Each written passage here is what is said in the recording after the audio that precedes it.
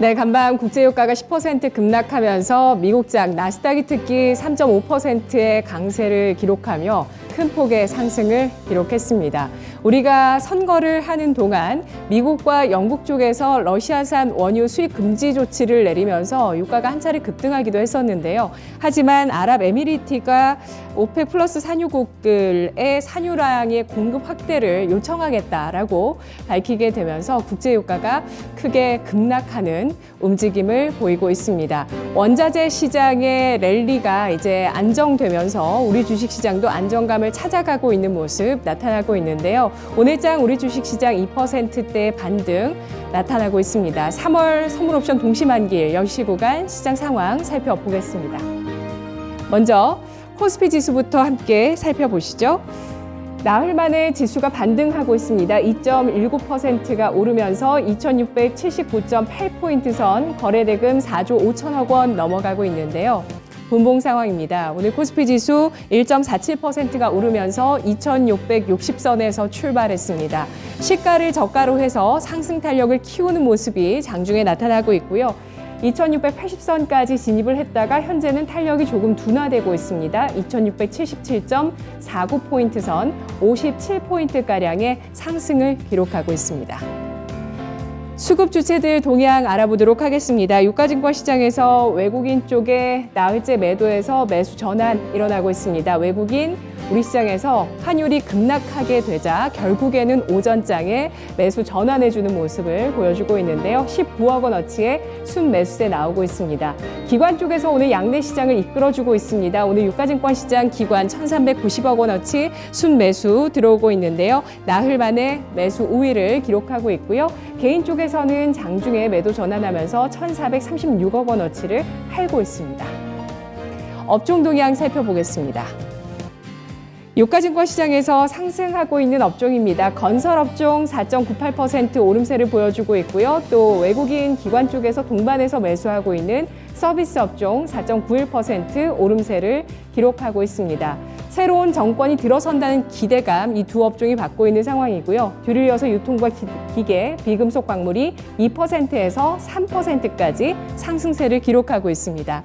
하락하고 있는 업종도 나오고 있는데요. 단 한 가지 업종 들어오기 전에 기록이 됐었는데 지금 보시죠.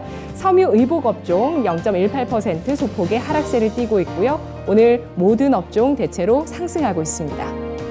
유가증권 시장 시가총액 상위 종목군들도 오름세를 타고 있는 모습인데요. 이 가운데서 플랫폼주들의 급반등이 눈에 띄고 있습니다.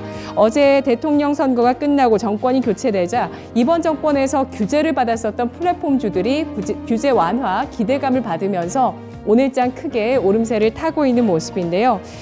오늘 네이버가 주가 8.87% 강세를 띠고 있고요. 카카오가 7%가량 상승하면서 동반 급등하고 있습니다. 카카오뱅크 1.35% 오름세를 기록하고 있는 모습 나타나고 있는데요. 이 밖에 오늘장의 성장주의 상승과 함께 LG에너지솔루션 2.8% 오름세를 기록하고 있다는 점도 함께 체크를 해보시죠. 그동안 공급망 차질에 대한 우려감을 받았었던 반도체와 자동차주에도 저가 매수세가 들어오고 있습니다. 특히 삼성전자가 오늘장 2% 넘게 상승하면서 7만 1,000원 선에 다시 안착하고 있고요. SK하이닉스가 2% 넘게 상승한 12만 500원 선에 거래가 되고 있습니다. 미국장에서도 성장주의 반격이 나타났다는 점 시장의 심리를 끌어주고 있습니다. 이어서 유가증권 시장의 첫 번째 특징 잡아보도록 하겠습니다. 아무래도 유가 급락이 되겠죠. 국제유가가 급락하면서 시장 안정의 트리거가 돼주고 있습니다. 스태그플레이션 우려감에 떨던 시장이 국제유가 간밤 12%까지 급락하는 모습을 보고 투자 심리가 되살아나면서 강한 반등을 기록하는데요. 108달러 선에서 간밤에 마감이 됐습니다. 하지만 월가에서는 언제든지 변동성이 커진 원자재 시장이 다시 한번 또 힘을 받을 수 있다는 가능성도 배제하지 않는 상황인데요. 그래도 또 긍정적인 움직임들은 계속되고 있습니다. 우크라이나와 러시아 간의 외교적인 해법 도출에 대한 기대감도 나오고 있는데요. 우크라이나 쪽에서 나토 불가입 의사를 밝혔기 때문입니다. 오늘 관련한 종목 가운데서는 유가 관련주들은 차익 실현 매물로 크게 급락하는데요. S-오일이 4.8% 하락세를 띠고 있고요. 흥구석유와 한국석유 나란히 8%에서 10%, GSE 중앙에너비스 8%에서 9%까지 급락세를 나타내고 있습니다. 리튬호에 대한 가치가 시장에 한 차례 부각되면서 포스코 엠텍 오늘 장중에 상승을 크게 시도하기도 했는데요. 원자재 시장의 안정 분위기 속에서 탄력은 둔화되고 있습니다. 현재 1% 플러스 기록하고 있습니다. 유가 하락의 피해주들이 오늘 반격하고 있습니다. 항공주, 여행주 나란히 상승하고 있는데요. 대한항공, 아시아나항공, 제주항공까지 3%에서 8%까지 급등하고 있고요. 하나투어가 6% 넘게 오르면서 87,000원 선, 모두투어, 롯데관광개발, 노랑풍선 나란히 5%에서 10% 가까운 급등세, 특히 모두투어의 강세가 눈에 띄고 있습니다. 이어서 유가증권 시장 두 번째 특징 살펴보겠습니다. 건설주인데요. 2000년 이후에 역대 대통령 선거 이후에 건설 관련주의 강세가 몇 주간 이어졌다는 점 증권사 리포트를 통해서도 이러한 분석이 나왔었는데요. 특히 이번 대선에서 양 후보가 주택 공급 확대에 대해서 공감대를 나타냈고 또 재개발 재건축 규제 완화를 주장하고 있는 야당 후보 측에서 당선됐다는 점에서 건설주의 투자 심리가 개선되고 있는 모습 나타나고 있습니다. 여기에 원전 건설 활성화 정책을 펼 것이다라는 기대감까지 나오면서 일부 관련한 종목들은 더 크게 상승하고 있는 모습인데요. 다만 금리 인상기라는 부담감 남아있는 상황입니다. 현대건설, GS건설 원전에 대한 기대감 받고 있습니다. 7%까지 강세를 띠고 있고요. 이 밖에 HEDC, 현대산업개발, 까뮤 ENC, 한라, 태영건설, 대우건설까지 나란히 3%에서 9% 가까운 급등세를 기록하고 있습니다. 다만 유가 상승의 수혜주인 건설주 삼성 엔지니어링이 오늘 차익 실현 매물 받으면서 3.5% 하락하고 있습니다. 코스닥 시장 가보겠습니다. 코스닥 지수도 역시 나흘 만에 반등하고 있습니다. 코스닥은 2.34% 오르고 있고요. 890선 다시 진입하고 있는데요. 거래대금은 3조 1,000억 원 동반하면서 유가증권 시장보다 부진한 모습을 기록하고 있습니다. 분봉 상황 살펴보겠습니다. 코스닥 1.71% 출발하면서 885선에서 출발했고요. 역시 시가가 저가가 됐습니다.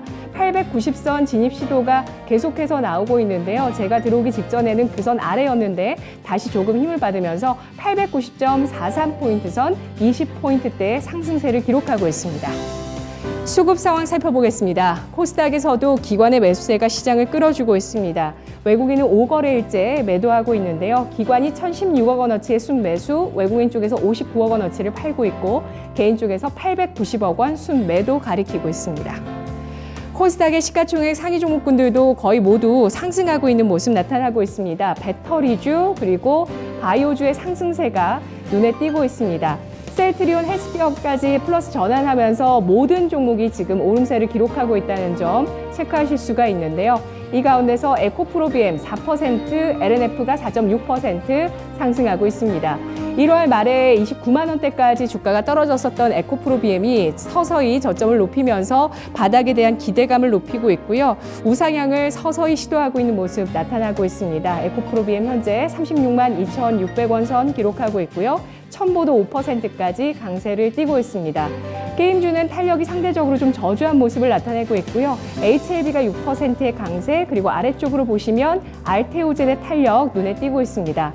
알테오젠, 아일리아 바이오시밀러 인상 3상이 2분기부터 본격화되는데요. 이와 관련해서 최근 증권사 리포트는 목표주가 하향 리포트가 나오기도 했습니다만 신약과 기술 수출에 대한 이벤트가 나올지 시장에서 주목하는 종목입니다. 아래쪽 알테오젠 주가 탄력 체크를 해보시죠. 6%까지 강세를 기록하고 있습니다. 셀트리온은 바로 내일 분식회계 여부에 대해서 금융당국에서 결론이 나오게 되는데요. 이와 함께 조금 하락세를 띠다가 셀트리온 헬스케어 반등 시도하고 있다는 점 함께 보겠습니다. 자, 이어서 오늘 코스닥 시장의 특징 대선 테마주 보겠습니다. 윤석열 국민의힘 대선 후보가 어제 실시한 대통령 선거에서 48.56%의 득표로 대통령에 당선됐습니다. 여당 측 후보인 이재명 후보와 불과 0.73%포인트의 격차로 초접전을 펼치는 대선이었는데요. 이에 따라서 지난 문재인 정권에서 다시 국민의힘으로 정권이 이동하게 되면서 10년 정권설, 우리 정치 역사의 이 설이 깨지는 흐름이 나왔습니다. 5년 만에 정권이 교체됐고요.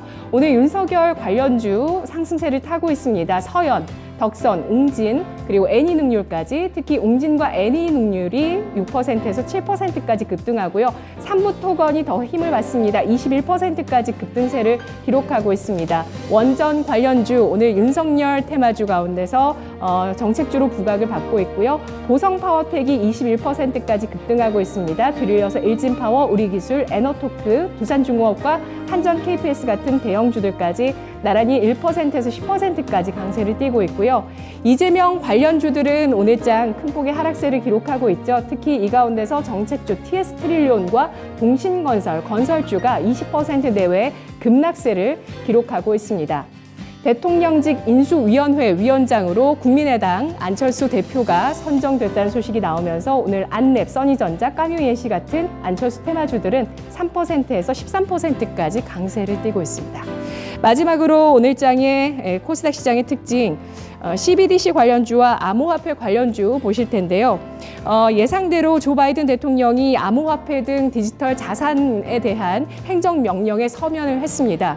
디지털 자산에 대한 전략을 세우라 하면서 이 암호화폐가 금융 안정과 국가 안보에 미치는 데에 대한 영향을 조사하라. 그리고 또 디지털 버전의 달러 발행 가능성을 검토하고 새 법안이 필요한지 조사하라라고 행정명령을 내렸습니다. 자, 이와 함께 예상 밖의 암호화폐에 대한 규제가 나오지 않으면서 오늘 암호화폐 관련주도 동반해서 강세를 띠고 있다는 점 눈에 띄고 있고요. CBDC 관련주 가운데서는 KCT가 21%까지 급등을 하고 있고, 그리고 암호화폐 관련 주식 가운데서는 비덴트가 7%의 강세 도드러지고 있습니다. 10시 구간이었습니다.